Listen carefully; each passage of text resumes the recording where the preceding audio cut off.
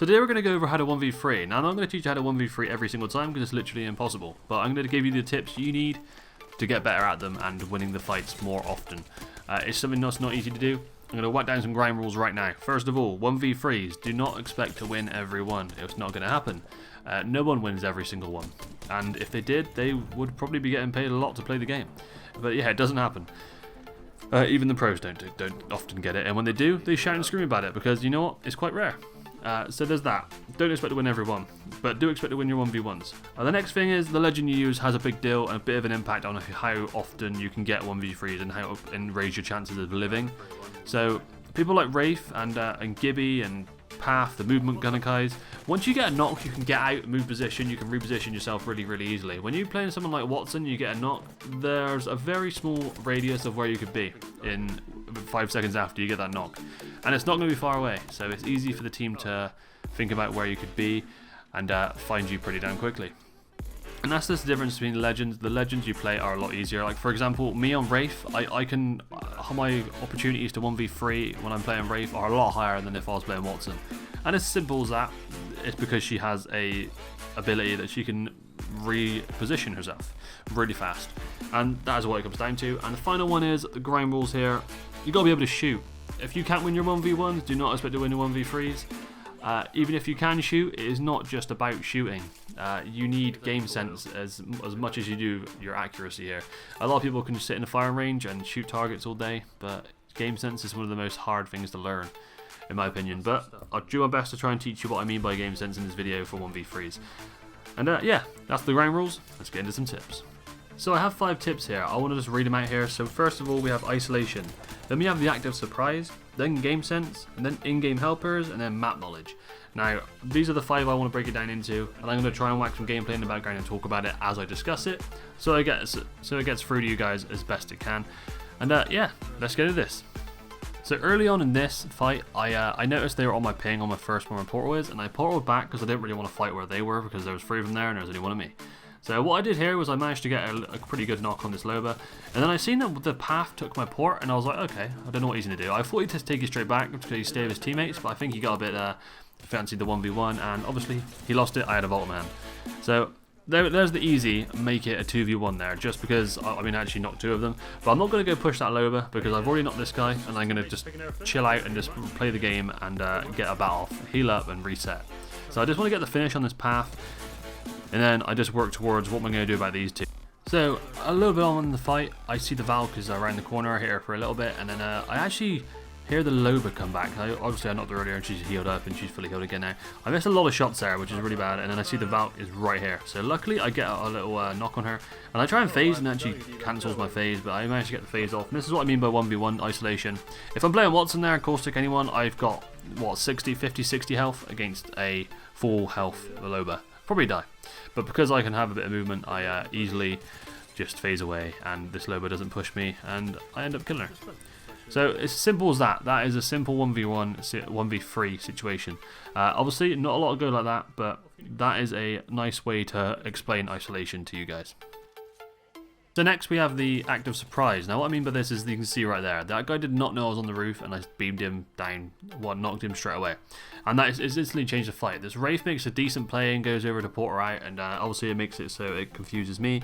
And she actually yeah, she does port her out, yeah. I was just trying to remember the clip. Yeah, so she gets the port out, and I do hit her really hard there, some good shots there, and then I realise that the port started here. So I head over this way, and I realise that I might as well just try and wipe this squad early. I know I've got an early knock, I know I've got a big damage, and then I knock the Fuse who had no damage at all. And it's the easiest knock in the world. That whole thing just come from me surprising that lifeline at the start. And knocking a lifeline at the start is always a good thing, along with a Gibby, because them 2 are the best 2 at reviving in the game. And as you can see here, I clean up the 3rd guy, and all that literally come because I surprised the 1st guy. That play, all of it just come from that. Getting the 1st knock is so important, and if you don't take any damage, you're in such a good position for that 1v3. But that is what I mean by active surprise. You gotta try and, if you know as a team, you gotta walk up to the team, walk up behind them, and just see if there's a guy slacking, if there's a guy behind. You gotta try and get an early knock and surprise the team, and like they don't know you're there. If all 3 people know exactly where you are, you're in big trouble and you're probably not going to win the fight. It's simple as that. You want to make it so you're not the center of attention until you get a knock. So you want to make it easier for yourself, and then you can kill the rest of the people. So this next one is game sense. Now this is difficult, very, very difficult. You learn game sense over games that you've played in the past. You learn it from playing a lot. It's something that a lot of people grasp. Some people grasp really well, and some people really don't. And it changes a lot of what you can play and how high tiers you can play in terms of gameplay, ranked, and things like that. People that have played Call of Duty since a young age will have more game sense than people that have just started playing Apex now and never played a shooter before. Facts. It's as simple as that. Game sense is very hard to teach as well. And what I mean by game sense is, if you see, information is key to this game. It is to most games. You need to know where people are. You need to know where to expect people to peek from. And it's just things like that. You need to be able to, in your mind, you need to be ahead of what they're going to do. If you roll up on a team and they have an Octane Pathfinder Wraith, they're going to jump on you. If you get a knock and you do a bit of damage and they see you, oh, he's on his own there, they will turn into absolute psychos and jump on you, because like Octanes will throw a pad down if they hear anything. Now you got to be, it's stuff like that. Like a lot of people, if you see an Octane, you'll be like, okay, that's an Octane, let's try and kill him. This guy gets absolutely destroyed because it's a third party or something. But in my head, if I see an Octane team, I instantly think, oh god, this has got to be fast. I've got to get at least a knock here quickly, and I'm probably going to get landed on by at least one of these people. And that's how I think, and that's probably how most people should think. You need to be ahead of what you think people are going to do. Another example of this is when the champion screen comes up and you get like a Wraith that has like 55,000 kills and has some skin on. I'll remember that skin, that game. I'm not that, it might be a bit over the top, but I do it anyway. If I see that team with that Wraith in it, I will treat that team differently, because I know that Wraith's a hell of a player. I will focus that Wraith, and I will make sure if that Wraith comes near us, then we try and focus her. Because if there's always one person normally on a team that carries, and it's as simple as that. And not always, but it usually happens. And you want to try and take that person out first. Like, as soon as you take that person out, the rest of the team lose hope and probably won't win the fight. But it's things like that that you just learn from playing a lot. There's a lot of places on maps that you can get to from a phase, for example, or a pad, and it's just about learning game sense. It's one of the hardest things to learn, takes the longest, and some people, once again, never actually grasp it. But it's so hard to explain, it's so hard to teach, that you just gotta play and you've got to just learn from it. I might make a video on just game sense tips, just overall, because I don't want to do it in this video because it'd be just too long. But I might do it because it does need to be. It's so important. It's so underrated. But moving on to the next tip. So the next one is in-game helpers. Now what I mean by this is things like doors, pads, portals, bigger doors, anything that kind of moves in game, like the portals, the big phase portals, and anything like that. And what I mean by this is you can play a door, or you can play a portal, you can give yourself time to heal, and this is what changes fights normally. Even a knockdown, that's like an in-game helper as well. You can play someone's knockdown shield to get a battle off or use it as cover. There's so many things you can do with in-game helpers. You just need to remember that they're there. So if you hit a phase, for example, you want to just try and, if you get to a door, you get an easy 2-3 seconds of first of all them getting to you, and then they have to figure out if they want to hit the door down, and by that time you can get a battle. That can change fights. That is one of the main things that people do all the time. If you play a door, you have an advantage, and if you know how to play a door better than the other guy, and you have a shotgun, you're probably going to win the door fight. In-game helpers are huge.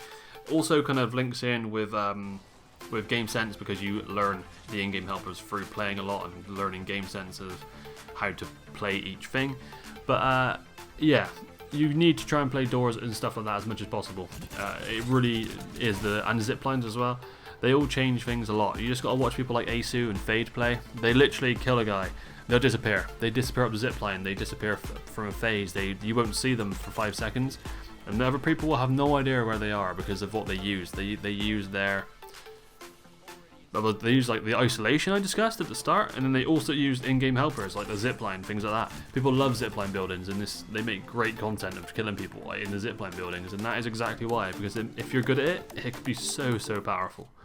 So the final one I'm going to say is map knowledge. Now, you have these certain places on the map where you like to fight and don't like to fight. Now, you don't want to fight in places that are open. You want to have a bit of cover around you. You want to know the area well. For example, World's Edge has like the streamer building, the 5-story building, 4-story building in the corner.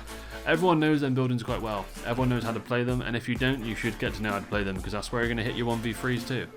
And there's a lot of different places you can learn, but a lot of things you can learn, like climbs and different ways you can use zip lines around them buildings. But it happens everywhere. There's now 4 maps on Apex. Learning this for every single building on a game takes a lot of time. And once again, yeah, I mean that, it really does take a lot of time. I still learn things all the time. I spent 4,000 hours on this game, as I've already said, and I still learn things almost daily. So there's that. It's one of them things that you never fully grasp, I don't think, but you do get better at it, and that is hopefully what you can get from this video. Well, and I will just quickly explain things like when you want to phase to somewhere, you need to have somewhere in mind of where you want to phase to. You don't just openly phase and hope for the best, because you're probably going to end in the middle of nowhere and just die anyway. You might as well, if you can move an extra 10 meters before you hit that phase and you can get into a building because of that, do it. That's the best thing you're going to do. You've got to think about things like that, and that's when you get familiar with maps. You learn what roofs you can climb on, what roofs you can access, and then you also learn what, say, can that pad get here to there? Can that portal get here to there? How fast can he get to me? You learn a lot of stuff from just learning the maps. Learning maps is huge. If you've played Call of Duty in the past, learning maps is one of the main things you do when the new game comes out, because you get an advantage over everyone else. And it's as simple as that. But I'll leave it at that, guys. I don't want this video to be too long. I think we're already at about 11 minutes now. But I hope you learned something in this video, how to 1v3 people. If you hit any 1v3s after this, let me know, because I'd like to see them, and hopefully you learned something from this video, because I know I spent a bit of time doing some notes on this and just trying to break down what I think about when I do when I'm 1v3ing people. But, you know, it does change for everyone. So hopefully they help someone out. But cheers, guys. Thanks for watching, and peace out for now.